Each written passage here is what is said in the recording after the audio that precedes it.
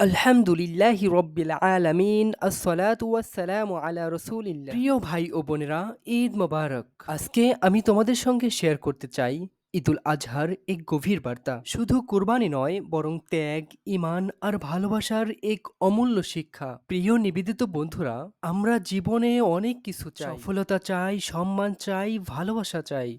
কিন্তু আমরা কি কখনো আল্লাহর জন্য কিছু ত্যাগ করি? আমরা কি কখনো ভাবি যে আমাদের ইমানের মান কেমন? হাজার বছর আগে ইব্রাহিম আলাইহিসসালাম তার সবচেয়ে প্রিয় সন্তানকে আল্লাহর নির্দেশে কোরবানি করতে চেয়েছিলেন। কি ভয়াবহ পরীক্ষা! অথচ তিনি বিন্দু মাত্র পিছপা হননি, কারণ তার ইমান ছিল দৃঢ়, নিঃস্বার্থ।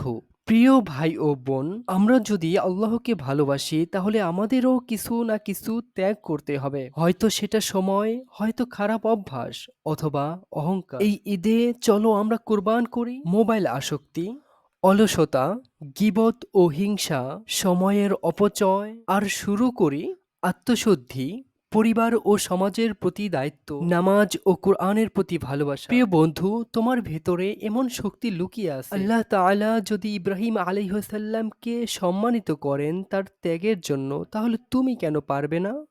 আমি চাই এই ঈদে তুমি হও একজন আল্লাহ ভীরু, দায়িত্ববান, আত্মবিশ্বাসী তরুণ ও তরুণী। ইনশাআল্লাহ তুমি পারবে। আল্লাহ তাআলা অবশ্যই তোমাকে সাহায্য করবেন। তোমাকে আর তোমার পরিবারকে আবারও জানাই হৃদয়ের গভীর থেকে ঈদের শুভেচ্ছা ও অভিনন্দন। ঈদ মোবারক। তাকাব্বালাল্লাহু মিন্না ওয়া মিনকুম।